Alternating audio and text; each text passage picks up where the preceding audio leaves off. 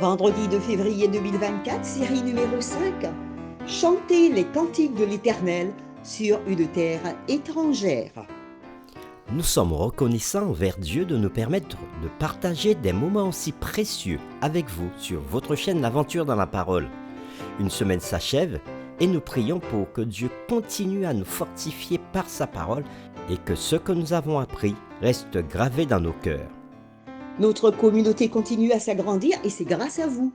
Et si les contenus qui vous sont proposés vous font du bien, nous vous invitons à participer avec nous en cliquant, en vous abonnant pour recevoir les notifications et en laissant des commentaires sur ce que vous avez compris et appris et bien sûr en partageant le lien avec vos connaissances.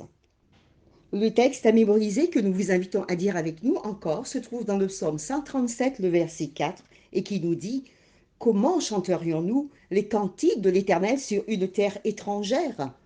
Nous vous invitons à le reprendre avec nous. Le psaume 137, le verset 4.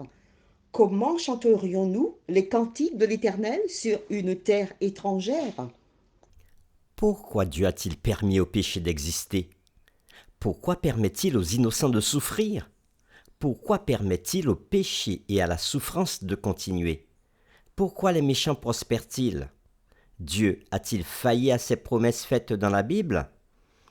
Les réflexions de cette semaine nous ont aidés à répondre à ces questions. Et nous avons commencé à le faire en introduisant notre série de cette semaine, le samedi 27 janvier, par, bien sûr, chanter les cantiques de l'Éternel sur une terre étrangère.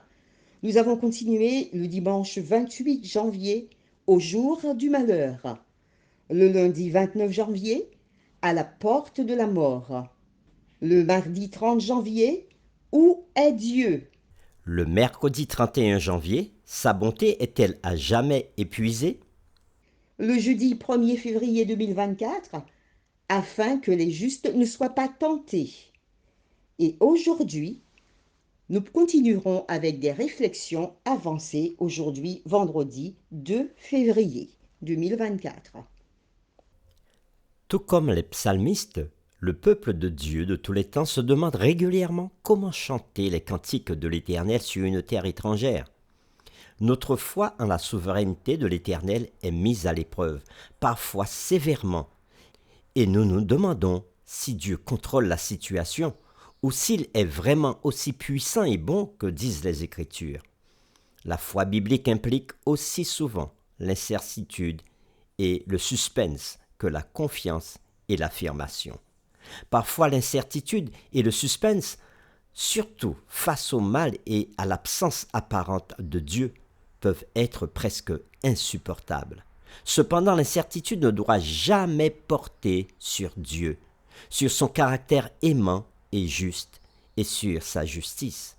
Les psalmistes peuvent être incertains quant à l'avenir, mais ils font souvent appel à l'amour et à la fidélité indéfectible de Dieu, comme on peut le voir au psaume 36, versets 5 à 10, ou encore au psaume 89, les versets 2 à 8. Nous allons lire le psaume 89, versets 2 et 8.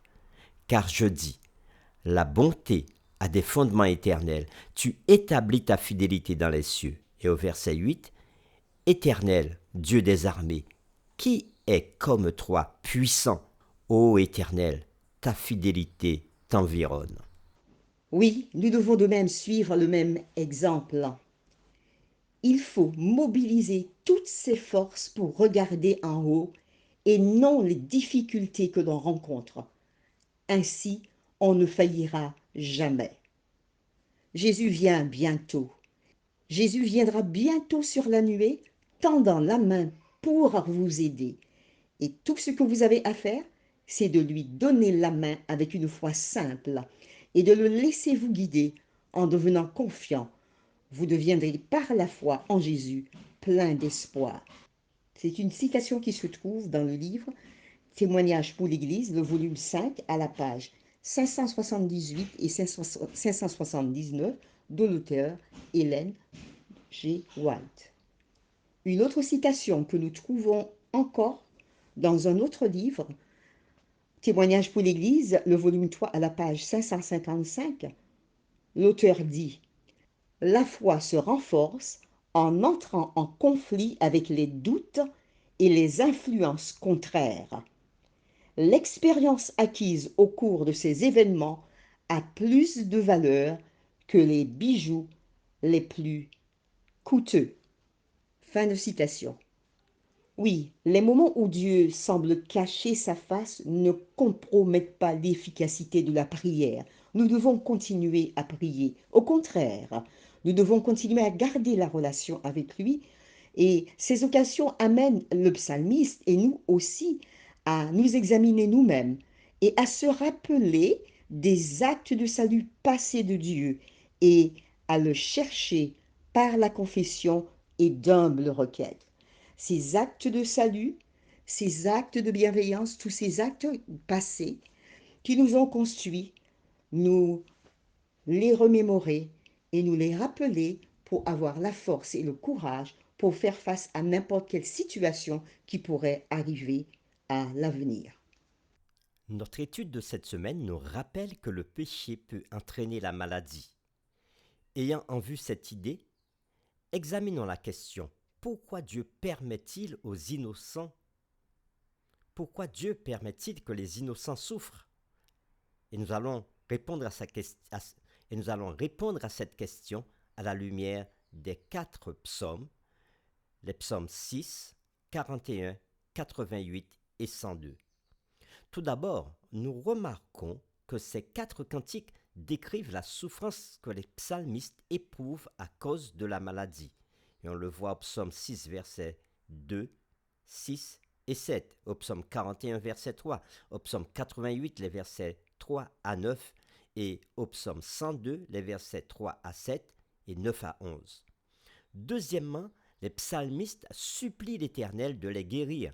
Psaume 6, versets 2 et 4, Psaume 41, versets 1 et 4, Psaume 88, versets 1, 2, 13 et 14, et Psaume 102, versets 1 et 2. Ils considèrent leur guérison comme une justification de Dieu en présence de leurs ennemis. Psaume 6, versets 8 à 10, Psaume 41, versets 5 à 12, Psaume 102, versets 15 à 19. Et enfin, ils soutiennent de manière convaincante que s'ils étaient morts, ils auraient été privés de l'occasion de louer le nom de Dieu. Psaume 6, verset 5, Psaume 88, versets 10 à 12. À ce stade de notre analyse, il convient de noter que l'esprit hébreu n'était pas intéressé à poser des questions philosophiques sur la douleur et la souffrance humaine. Il se concentre plutôt sur Dieu et sa gloire. Les psalmistes reconnaissent que l'Éternel permet leur douleur, au psaume 6, verset 1er. Ils reconnaissent également que lui seul peut donner la santé. Guéris de leur affliction, ils veulent témoigner des bienfaits de Dieu. Et une des grandes questions que nous pouvons nous poser, mais pourquoi Dieu ne met-il pas fin à nos souffrances actuelles? Au milieu de nos souffrances, nous nous demandons souvent où est Dieu. Cette question jaillit souvent en nous à partir d'un endroit où l'angoisse et le désespoir sont plus profonds. Dans de tels moments, notre tendance en tant qu'être humain n'est pas de moraliser ou d'aborder philosophiquement notre douleur et notre souffrance. Nous voulons juste des réponses et un soulagement. Dans notre désespoir, nous nous tournons souvent, comme les psalmistes, vers Dieu pour obtenir de l'aide. Remarquez que même si le Créateur semble absent, le psalmiste plaide: « Écoute ma prière, Éternel, et prête l'oreille à mes cris. Ne sois pas insensible à mes larmes. » Psaume 39, verset 12. Le psalmiste sait que Dieu est là, même s'il n'a aucun signe extérieur de la présence divine. C'est en cela que consiste la foi. Le psalmiste ne dit pas « j'abdique, j'abandonne ma foi parce que Dieu ne me répond pas ». Il n'existe donc pas. Au contraire, le psalmiste fait confiance à Dieu et attend qu'il agisse en sa faveur au moment opportun. Et au psaume 37, verset 7, nous pouvons lire « Garde le silence devant l'Éternel et espère en lui. Si Dieu garde le silence, il est temps pour nous de garder aussi le silence et d'attendre. La question qui se pose n'est pas « Où est Dieu ?» Dieu est là. Oui, Dieu est là et il prend soin de nous. La question est de savoir si nous serons là, nous aussi, à attendre dans la foi afin qu'il agisse en notre faveur. Pour terminer, voici des questions sur lesquelles nous vous invitons à réfléchir et à échanger en famille ou encore dans votre communauté de foi.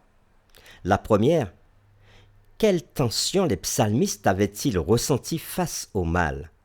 Quelles sont les tensions similaires auxquelles vous avez été confrontés et comment y avez-vous fait face? Comment conservez-vous votre foi pendant ces périodes? Deuxième question, où devons-nous chercher des réponses lorsque notre foi en Dieu est mise à l'épreuve par des difficultés ou par des personnes dont la souffrance les amène à remettre en cause la bonté et la puissance de Dieu? Et troisièmement, comment répondez-vous à la question de l'existence du mal dans un monde créé et soutenu par un Dieu d'amour tout-puissant? Comment le motif du grand conflit permet-il de répondre, du moins en partie, à ce défi? La série numéro 5, Chanter les louanges de Dieu sur une terre étrangère, est terminée et nous vous donnons rendez-vous pour une autre série, la série numéro 6, Je me lèverai. Nous vous invitons à prier avec nous. Dieu notre Père, nous t'appelons Père parce que nous savons que c'est toi qui nous as créés et que nous devons te faire confiance pour toutes choses. Tout au long de cette semaine, tu nous as permis, à travers les psaumes, de considérer la souffrance humaine. Tu nous as invités à considérer le cri des psalmistes, alors qu'ils étaient plongés dans la souffrance. Ils se sont posé des questions sur leur situation, à savoir pourquoi le malheur était là, alors que eux, ils souffraient, ils voyaient des hommes, des pécheurs, ceux qui se détournaient de toi, vivre bien et dans leur prospérité. Tous ces psalmistes se sont tournés vers toi pour te poser des questions quant à leur souffrance. Ils ont regardé à toi, ils se sont appuyés sur toi. Et aujourd'hui, nous aussi, alors que nous vivons dans ce 21e siècle, nous sommes confrontés aux mêmes difficultés, aux mêmes souffrances, parfois frappés par la maladie ou encore frappés par toutes sortes de malheurs économiques ou encore par des malheurs liés à l'environnement, liés au climat. Mais Seigneur, par rapport à tout cela, nous voulons nous centrer sur toi et pas sur nos malheurs. Nous voulons nous centrer sur toi, car c'est toi qui apportes un soulagement. Peut-être que nous n'aurons pas toutes les réponses aujourd'hui, mais nous pouvons compter sur toi, car tu nous promets de nouveaux cieux, une nouvelle terre, où toutes ces choses n'existeront plus et où nous pourrons vivre en paix avec toi. Aide-nous à garder les yeux sur toi et avoir suffisamment de foi pour nous centrer sur toi et pas sur nos malheurs. Nous t'avons prié au nom de Jésus. Amen.